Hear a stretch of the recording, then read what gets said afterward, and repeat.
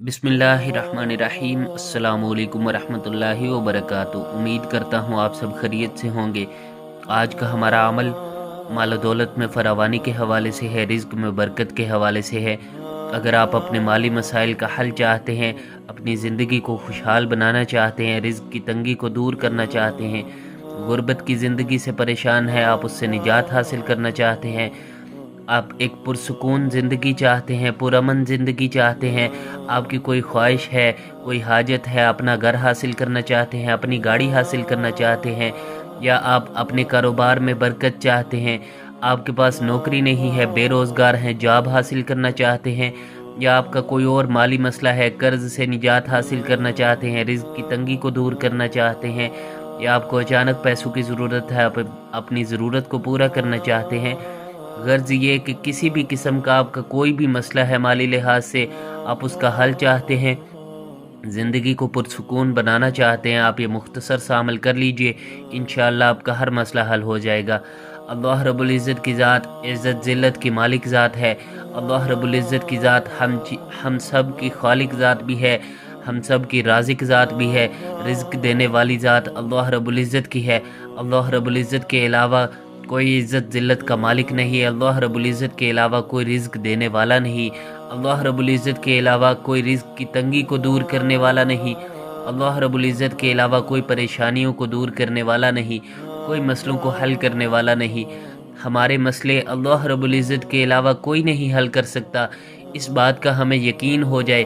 आपने यकीन के साथ इस अमल को करना है। इंशाअल्लाह जैसे मैं बताऊंगा, अगर आपने वैसे इस अमल को कर लिया, आपका हर मसला हल हो जाएगा, आपकी ज़िंदगी में सुकून भी आएगा इंशाअल्लाह। अल्लाह रब्बुल इज़्ज़त की ज़ात आपको हर चीज़ अता करेंगे। अल्लाह रब्बुल इज़्ज़त ने बिन मांगे हमें इतना कुछ दे दिया है, और मांगने से हमें क्यों नहीं कुछ मिलेगा। ये हो नहीं सकता कि हम अल्लाह रब्बुल इज़्ज़त की ज़ात से कुछ मांगे और हमें मिले ना।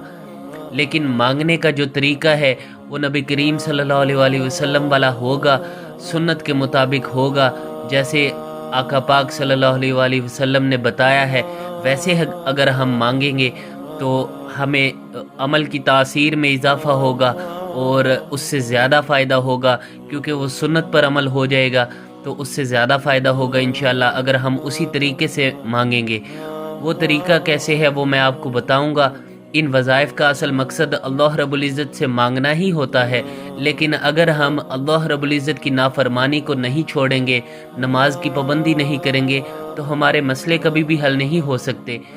इन इन परेशानियों की जो वजह है, मेन वजह, वो हमारे अपने गुनाह है।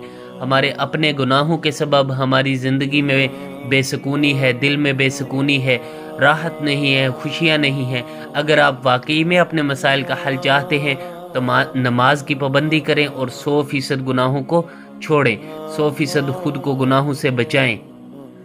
अमल की तरतीब शुरू करते हैं, उससे पहले इस अमल की आम इजाज़त सबके लिए है, ख़ास इजाज़त के लिए हमारे चैनल को सब्सक्राइब कर लीजिए। अमल की आम इजाज़त सबके लिए है, लेकिन ख़ास इजाज़त चाहते हैं तो आप हमारे चैनल को सब्सक्राइब कर लीजिए।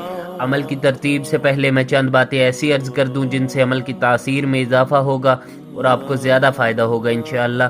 वो बातें ये हैं कि आपने इस अमल को बावुज़ू होकर करना है, और दूसरी बात किबला रू होकर करना है, और तीसरी बात सदका देकर करना है। आपने इस अमल को बावुज़ू होकर करना है। कोशिश करें कि बावुज़ू होकर इस अमल को करें और किबला रू होकर करें। कोशिश करें कि मुसल्ले पर बैठकर इस अमल को करें, लेकिन अगर किसी वजह से मुसल्ले पर नहीं बैठा जाता तो आप कहीं भी बैठकर कर सकते हैं, कुर्सी पर या कहीं और बैठकर, जिधर आपको मुनासिब लगे।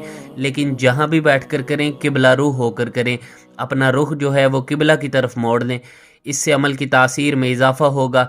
और तीसरी बात, सदका देकर इस अमल को करें। हस्बे तौफीक आप जितना कर सकते हो, चाहे 10 रुपये ही क्यों ना हो, कुछ ना कुछ सदका देकर इस अमल को करें। हदीस पाक में आता है, आप सल्लल्लाहु अलैहि वसल्लम ने फरमाया कि मैं इस बात पर कसम खा सकता हूँ कि सदका देने से माल कम नहीं होता। इसलिए कुछ न कुछ सदका देकर इस अमल को करें, चाहे 10 रुपये ही क्यों ना हो। अमल की तरतीब सुन लीजिए।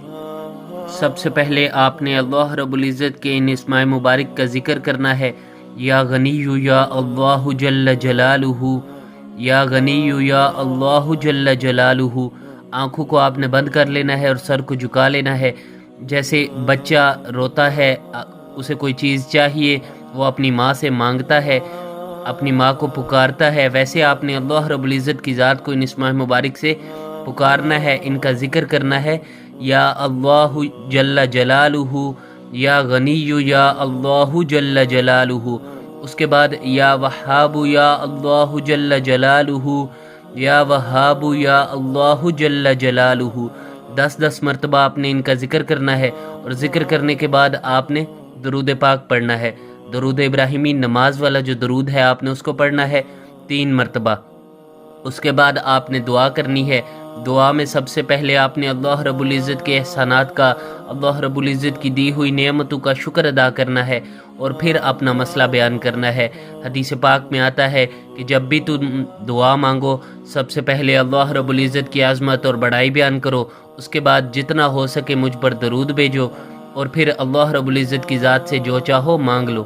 اس طرح آپ نے دعا کرنی ہے، اور 3 سے 5 منٹ لازمی آپ نے دعا کرنی ہے۔ جتنی لمبی دعا ہوگی اتنی ہی اللہ رب العزت کی محبت جو ہے وہ دل میں بیٹھتی چلی جائے گی، اتنا ہی اللہ رب العزت سے تعلق بڑھتا چلا جائے گا، اور جتنا تعلق بڑھے گا اتنے ہی جلدی مسئلے بھی حل ہوں گے انشاءاللہ۔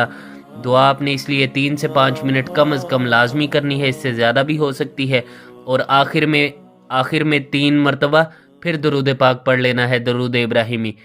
کم از کم 3 مرتبہ دعا کے اول اور آخر میں درود پاک لازمی پڑھنا ہے، زیادہ کی کوئی حد نہیں ہے، آپ اس سے زیادہ بھی پڑھ سکتے ہیں۔ اپنا نام، اپنی والدہ کا نام کسی کو نہ دیں، جادو نظر بد بندش کے نام پر لوٹنے والوں کو پیسے ہرگز نہ دیں۔ ویڈیو پسند آئی ہو تو ہماری حوصلہ افزائی کے لیے لائک کر دیجئے، عمل کی خاص اجازت کے لیے ہمارے چینل کو سبسکرائب کر لیجئے۔ السلام علیکم ورحمۃ اللہ وبرکاتہ۔